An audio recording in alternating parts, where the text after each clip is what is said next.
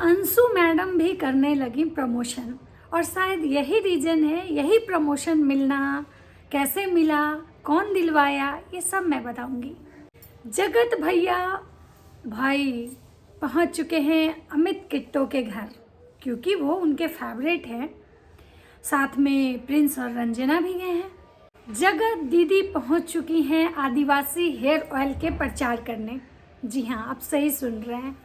और जो अंशु महारानी हैं वो आजकल मीशो का प्रमोशन कर रही हैं।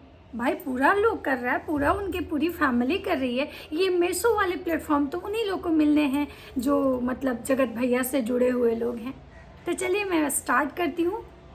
सरिता जेठू जी क्यों अपना वीडियो डिलीट किए और उन्होंने अपनी गलती के लिए माफ़ी मांगी, लेकिन आज भी उनकी बहुत सारी ऐसी बातें हैं जो उन्होंने गलत बोली। हेलो दोस्तों, नमस्कार। कैसे हैं आप लोग? उम्मीद कर रही हूँ आप लोग बहुत अच्छे होंगे, स्वस्थ होंगे, मस्त होंगे और अपने काम में व्यस्त होंगे। मैं प्रिया शर्मा और मैं आज अपने इस ब्लॉग में आप लोग का स्वागत कर रही हूँ। आज बहुत सारी ऐसी बातें हैं जो मैं आप लोग के साथ शेयर करने आई हूँ, जिसमें कि राज फैमिली की बहुत सारी बातें, उसके बाद जगत दीदी की बातें, उसके बाद अंशु महारानी की बातें। वो अंशु नहीं, स्नैपी गर्ल वाली अंशु नहीं, जगत माता की प्यारी और लाडली और बहरूपिया अंशु की बात कर रही हूँ। उसके बाद मैं बात करूँगी जगत भाभी की, उसके बाद मैं बात करूँगी प्रिंस रंजना की, उसके बाद मैं बात करूँगी सरिता जेठू जी की। तो आप लोग वीडियो में बने रहिएगा। मैं आप लोगों को बहुत ऐसी चीज़ें बताऊँगी जो कि आपको जानना बहुत ज़रूरी है। तो चलिए वीडियो को स्टार्ट करती हूँ, बने रहिए। तो चलिए मैं स्टार्ट करती हूँ जगत भैया की वो ठहाके वाली हंसी, जिससे वो ऑडियंस का मजाक उड़ा रहे थे, जिससे वो रिएक्शन वाले का मजाक उड़ा रहे थे। ऐसा देखा जाए, ऐसा मतलब उनको सोचना चाहिए कि ये जो कुछ भी चीज़ें पॉइंट आउट हो रही है, उनके घर के बर्तन या उनके घर का कोई भी सामान, उनका घर, किचन, बेडरूम, जो भी मतलब लोग पॉइंट आउट कर रहे हैं ना, तो रिएक्शन वाले तो बाद में रिएक्शन बनाते हैं। पहले उनका जो ब्लॉग होता है उसके नीचे जब ऑडियंस कमेंट करती है तो रिएक्शन वाले उस कमेंट को पढ़ के रिएक्शन देते हैं। तो भैया जी आपको ये सोचना चाहिए कि आप रिएक्शन वाले को नहीं टारगेट कर रहे हैं, आप कहीं ना कहीं उस ऑडियंस को बोल रहे हैं, उस ऑडियंस का मजाक उड़ा रहे हैं जिस ऑडियंस की वजह से आज आप यहाँ पे हैं।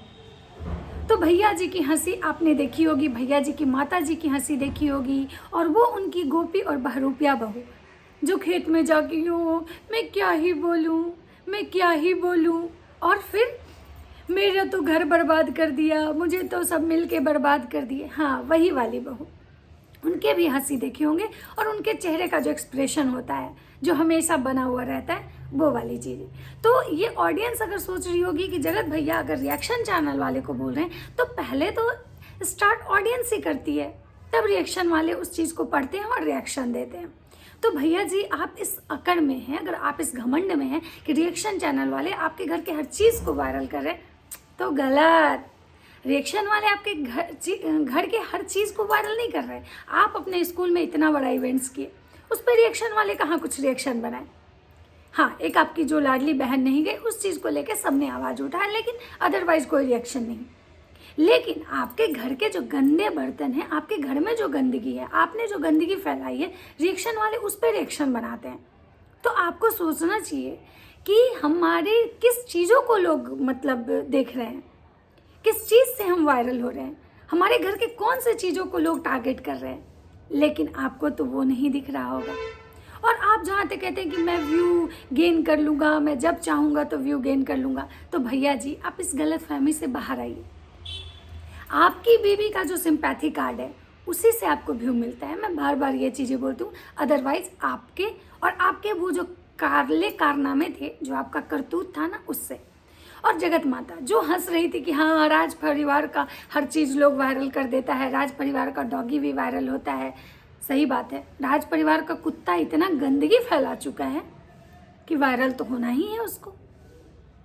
तो जगत माता आप शायद भूल गई, आप ही एक दिन वो बोलने वाली थी कि पता नहीं भगवान ऐसे बच्चे क्यों देते हैं। आज मुझे अपने बच्चों के कारण माँ बाप का सर झुक जाता है। आपके बहुत सारे टाइटल, वीडियो, थंबनेल, आप पीछे जाके वीडियो देख लीजिएगा। और आज आप खुद उसी मतलब अपने मतलब लाडले के साथ बैठ के आप ऑडियंस का मजाक उड़ा रही हैं। रिएक्शन वाले का मजाक उड़ा रही है। तो जगत माता थोड़ा सा संभल जाइए कि आप क्या बोल रही हैं। यही रिएक्शन वाले हैं जो कि रिएक्शन देते हैं ना तो लोग आपकी वीडियो देखने आते हैं, अदरवाइज आप कोई सेलिब्रिटी नहीं है, आप एक क्रिएटर हैं। में भी बहुत से नॉर्मल क्रिएटर, आपके जैसे बहुत सारे क्रिएटर हैं, भले ही छोटे क्रिएटर हम लोग हैं, लेकिन आपके जैसे बहुत सारे हैं। और आप भी कहीं ना कहीं छोटे से ही बड़ी हुई होंगी, एक बैक आप बड़ी नहीं हो गई होंगी। और उसके बाद गोपी बहू, ये सासू माता के गोद में हमेशा खेलते रहती हैं। आप एक चीज़ वॉच कीजिएगा आप लोग कि भाई वो औरत जब भी रहेगी या तो अपने हस्बैंड के इर्द गिर्द मंडराते रहेगी या तो फिर अपनी सास के। कभी भी उसको ये नहीं आप देखिएगा कि वो अपनी देवरानी के पास बहुत ज़्यादा मतलब जाएगी। उसकी देवरानी ही उसके पास आती है, क्योंकि भाई फेमस है, चेहरा है, इनोसेंट बन के एड़ा बन के पेड़ा खाना आता है इसको। और इसकी देवरानी इसको फॉलो करके सीख रही है बेचारी। जी हाँ, क्योंकि उसको पता है कि भाई मेरा कोई उतना ये नहीं है, जब हम अगर आगे बढ़ेंगे तो इसी के कारण बढ़ेंगे, तो इसलिए वो बेचारी इसके पीछे पीछे चलती है। और इस बात का इस औरत को बहुत घमंड है। घमंड है तो इसके चेहरे पर दिखता है भाई साहब। मैं पहले भी बोली थी ये इनोसेंट नहीं है। अब बात करते हैं अंशु महारानी की। अंशु महारानी के बोल अचानक क्यों बदल गए, अब आप लोग को चीज़ें समझ में आ रही होंगी।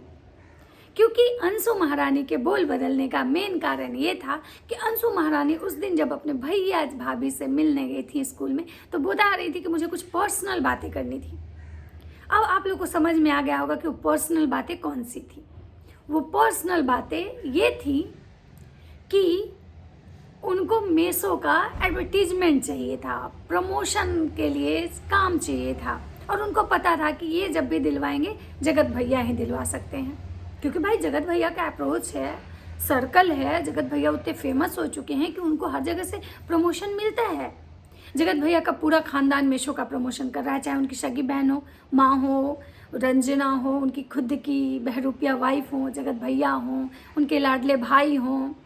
तो बच गई थी एक उनकी लाडली बहन, बहरूपिया बहन, जो भाई वो लड़की भी पैसे के लिए कुछ भी कर सकती है। तो इसलिए वो आई थी और वो पैचअप करके गई। और उस समय के बाद से देखिए उसको भी प्रमोशन मिलना स्टार्ट हो गया। उसने तो ऑफिस भी भाई खोल दिया। बहुत पैसा छाप रही है भाई, बहुत पैसा छाप रही है।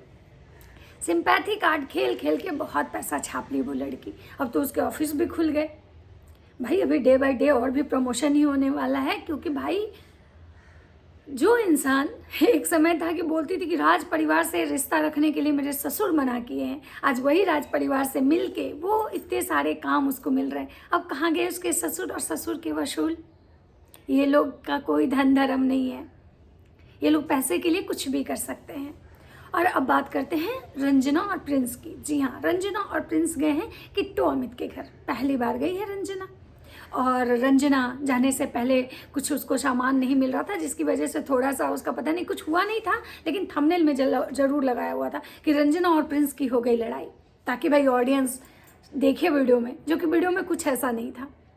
और ये लोग गए हैं पूरा एकदम, जगत भाभी आगे बैठ के गई हैं गाड़ी के सीट पे और रंजना और प्रिंस पीछे बैठे हुए हैं और इनका कैमरामैन पीछे। जो कि बहुत सारे लोगों का ये भी कमेंट आया है कि प्रिंस को आगे बैठना चाहिए था और ये दोनों देवरानी जेठानी पीछे बैठे। नहीं भाई, अब ये ऐसा नहीं होने देगी, क्योंकि भाई अभी तो इसके जो स्टार्स है ना, इसका गोल्डन पीरियड आ गया है। जगत दीदी को बदनाम करके इसका गोल्डन पीरियड आ गया और गए हैं वहाँ पे। इन लोगों का भी स्वागत हो रहा है। और उसके बाद का वीडियो अभी बहुत सारी चीज़ें हैं जो मैंने नहीं देखा है, मैं देखूंगी तो बताऊंगी। फिर आते हैं जगत दीदी पे। जगत दीदी एयरपोर्ट से एक वीडियो बनाती हैं, बोलती हैं कि भाई हम एयरपोर्ट पे हैं और हम फ़्लाइट की जर्नी इसलिए करते हैं ताकि हमारे टाइम बचे, इसीलिए मैं फ़्लाइट की जर्नी ज़्यादा मतलब करना ये समझती हूँ। जगत दीदी, आप अपने पैसे से फ़्लाइट की जर्नी नहीं कर रही हैं। आप अपने पैसे से, मैंने आपको देखा है, आप एकदम से नॉर्मल फैमिली को बिलोंग करती हैं और आपने हमेशा फ़्लाइट की जर्नी नहीं की है। आपके घर में एक गाड़ी भी नहीं थी, बहुत दिन बाद आई थी, और आपने भी एक सेकेंड हैंड गाड़ी खरीदी थी। तो इतना आपको शो ऑफ करने की ज़रूरत नहीं है। आप ये बताइए ना कि आपको प्रमोशन के लिए कंपनी वाले फ़्लाइट की टिकट दिए थे,